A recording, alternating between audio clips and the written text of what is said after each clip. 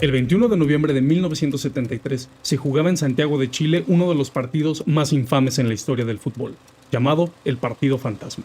Las imágenes parecen una broma, solo un equipo en la cancha disputando el balón. La selección de Chile anotó un gol a puerta vacía y se clasificó al Mundial del año siguiente, dejando fuera a la Unión Soviética. El motivo por el cual estos últimos no se presentaron a la eliminatoria fue porque hasta unos pocos días antes del encuentro, el estadio era un campo de concentración donde se torturaba a cientos de opositores del gobierno del dictador Augusto Pinochet. Sin embargo, la FIFA dio visto bueno a que se llevara a cabo el juego en este estadio, alegando que nada turbio estaba sucediendo en Chile. Décadas antes, en la Italia de Mussolini, este sobornó a la federación para poder albergar la segunda Copa del Mundo. El fin era utilizar la exposición del torneo para hacer propaganda y mostrar la grandeza del poderío de la Italia fascista, proyectando una imagen de grandeza y estabilidad en una Europa al borde del conflicto. Italia usó el Mundial como escaparate y a la FIFA como promotora de su proyecto de Estado. A cambio, la federación obtendría reconocimiento internacional y un apoyo sin precedente para establecerse como máxima autoridad del deporte. En estos casos, el fútbol se instrumentalizó para cumplir con fines políticos específicos. Esto es más común de lo que podrías llegar a pensar. Los gobiernos, especialmente los autoritarios, han utilizado los éxitos deportivos para fortalecer su imagen ante el mundo. El fútbol nunca ha sido únicamente un juego, sino un espacio de construcción simbólica e identitaria. Dependiendo del contexto histórico, puede convertirse en un instrumento de legitimación política, de construcción nacional o, como ya lo vimos en los ejemplos anteriores, puede convertirse en un arma para consolidar los fines del Estado. Pero, ¿cómo es que un deporte puede convertirse en un arma política? ¿Qué tienen que ver 11 uniformados persiguiendo un balón con la limpieza e imagen de un gobierno? ¿Y cómo es que el fútbol ha permitido que muchas atrocidades queden impunes? Hoy contestaremos a estas y otras preguntas, así que quédate hasta el final de este video para descubrir cuáles son los lazos entre el fútbol y el poder. Mi nombre es Jesús García, bienvenidos al Patio Cultural. El vínculo entre política y fútbol no es accidental.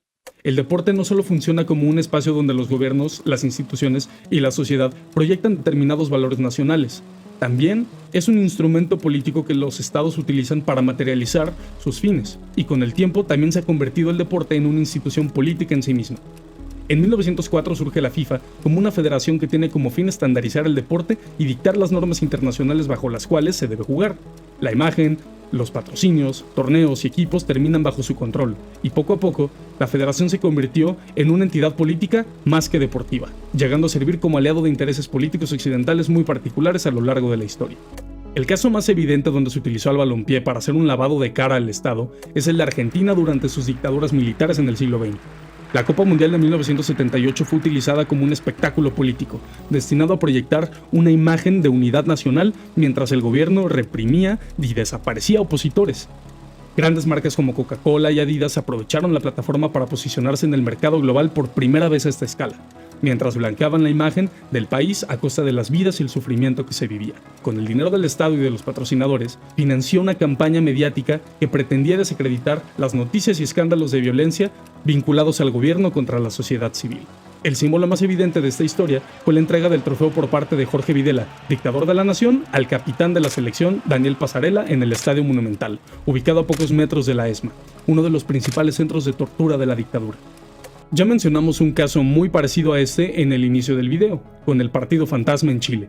Durante el siglo XX, Estados Unidos impulsó políticas intervencionistas en América Latina para desestabilizar a los gobiernos que no estuvieran alineados con sus intereses. El caso más conocido es el del golpe de Estado para deponer a Salvador Allende e instaurar la dictadura de Pinochet, quien persiguió, encarceló, torturó y asesinó a más de 40.000 personas. El Estadio Nacional de Santiago fue utilizado como un campo de concentración y centro de tortura. Cuando los ojos del mundo estaban puestos en la capital para el partido entre Chile y la Unión Soviética por la clasificación al Mundial, la FIFA decidió ser cómplice de la atrocidad. No permitió que la sede del juego cambiara tal y como lo solicitó la selección visitante, y un par de días previos al encuentro, una comisión de la federación llevó a cabo una investigación para comprobar qué sucedía en aquel lugar. Semanas previas, el gobierno metió la basura debajo de la alfombra, trasladando a los prisioneros a otro lugar, limpiando la sangre y cualquier tipo de evidencia para que la FIFA y sus comisionados pudieran dar fe de que en Chile no sucedía nada extraño. El desenlace, uno de los momentos más extraños y lamentables en la historia del fútbol. Desde la teoría política, ambos casos demuestran cómo el deporte puede convertirse en una fuente de legitimidad simbólica, es decir, en un mecanismo mediante el cual el poder intenta obtener la aceptación social sin modificar necesariamente sus prácticas políticas. Estas participaciones de lavado de cara son posibles porque la federación tiene una agenda política, o mejor dicho, intereses culturales y económicos muy claros. Basta con echar un vistazo para darnos cuenta de que la FIFA sirve a intereses muy particulares. Todas las dictaduras que han sido blanqueadas por la FIFA han sido de extrema derecha, es decir, dictaduras alineadas con los intereses del capital occidental. Esta selectividad también es visible al observar los países excluidos del torneo y los motivos por los cuales se les dejó fuera. A Rusia se le excluyó de Qatar y Norteamérica por la invasión a Ucrania, mientras que Estados Unidos, tras haber bombardeado a Irán, es sede de esta Copa del Mundo. De hecho, el mismo día que Irán jugó en suelo estadounidense uno de sus partidos, bombardearon Teherán, sin mencionar a cierto estado que sí participó en las eliminatorias para este torneo a pesar de estar perpetuando un exterminio étnico en Gaza.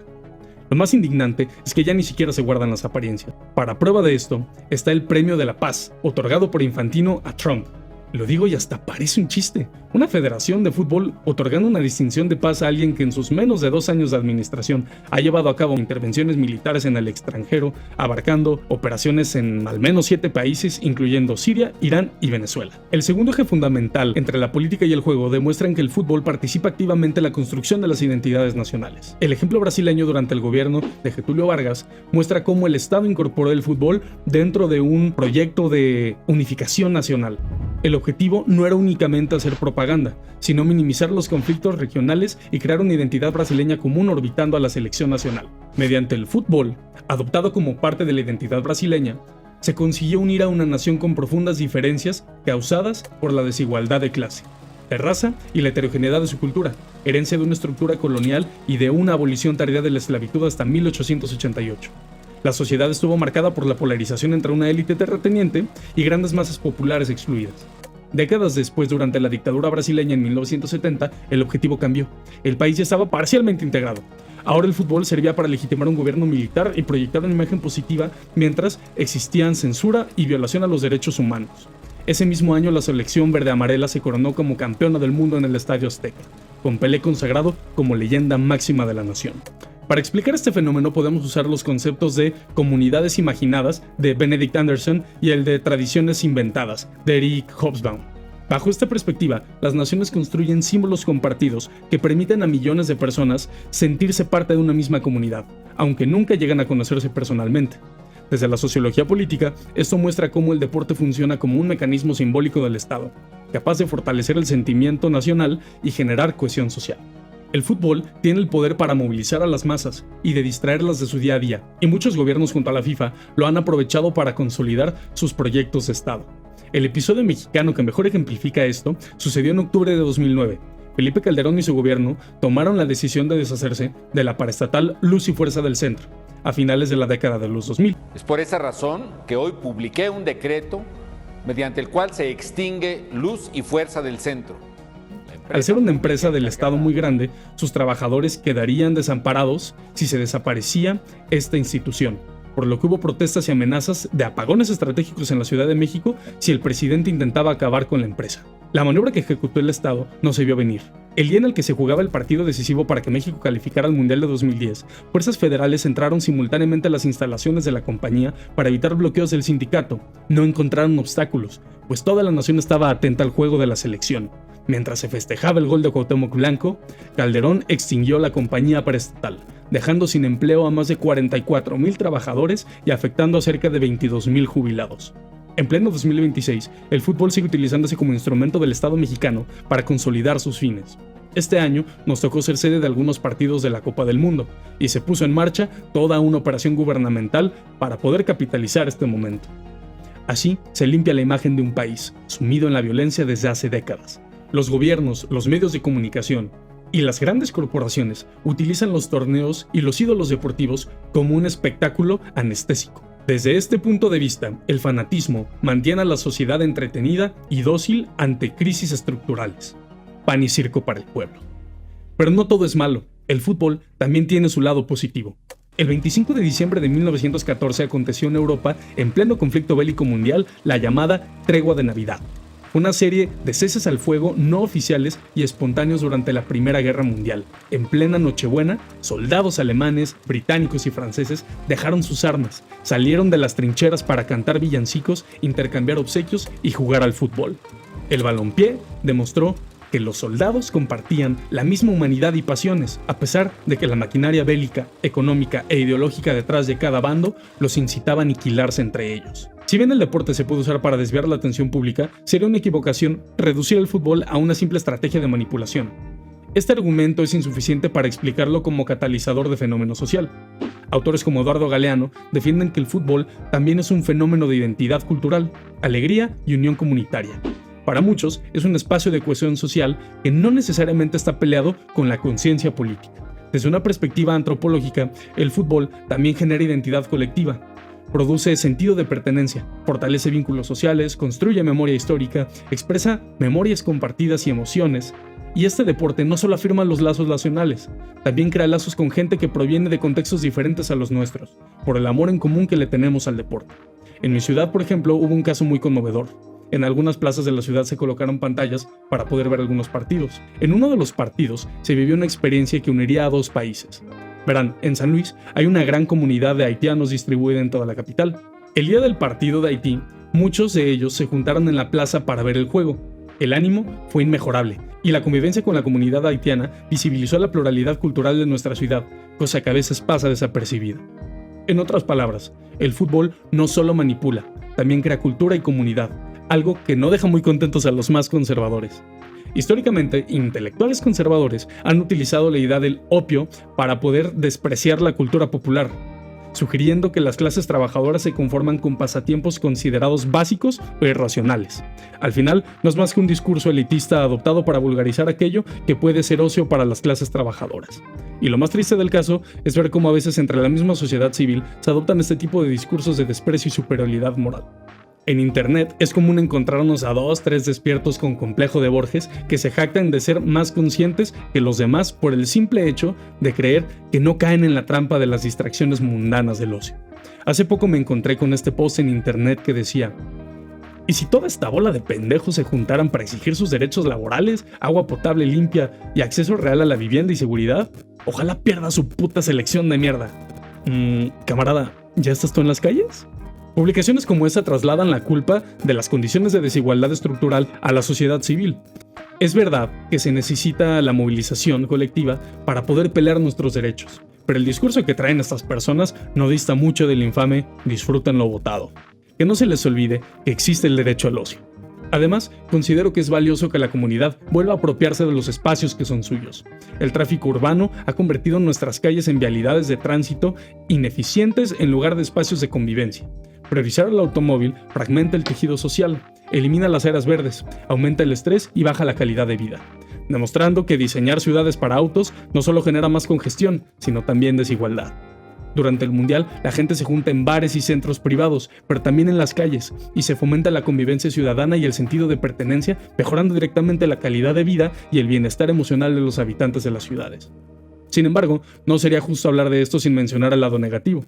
Saqueo de comercios, destrucción de vivienda, contaminación de espacios comunes, no solo de personas, sino también para los animales, sin mencionar el daño a la propiedad pública y privada y el linchamiento de un hombre que lo llevaron a una golpiza hasta matarlo.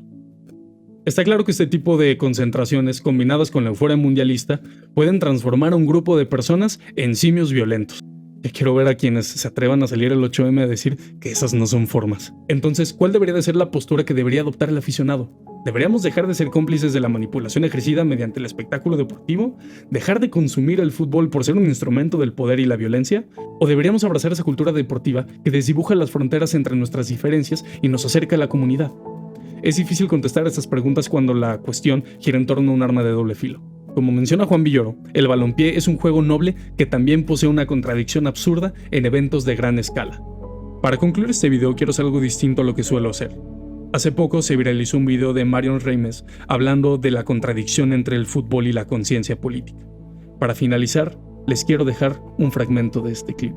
No sin antes desearles muy bonita noche y que sigan disfrutando del arte. Y en este caso, que siguen disfrutando del fútbol. Llevo semanas con un sentimiento extraño. Por un lado, aquí hemos hablado de todo lo que rodea a este mundial, los boletos inaccesibles con precios que aumentaron hasta 2.310% entre Qatar 2022 y la Copa del Mundo que está por iniciar. La FIFA que responde a intereses políticos o que inventa premios de la paz para Donald Trump, las obras a medias, las ciudades puestas al servicio de un evento que muchísima gente no va a poder disfrutar como se imaginaba. Aún así, hay algo en mí que se emociona cuando pienso en ver jugar a México. Durante un buen rato me pregunté si eso estaba bien, si no estaba yo quizás traicionando algo, si era válido emocionarme con esto que también me parece profundamente imperfecto y corrupto. Y leyendo un poco, para hablarles de este sentimiento, me topé con un concepto, un término que tiene la psicología: disonancia cognitiva. Es esa tensión que sentimos cuando dos ideas que parecen opuestas coexisten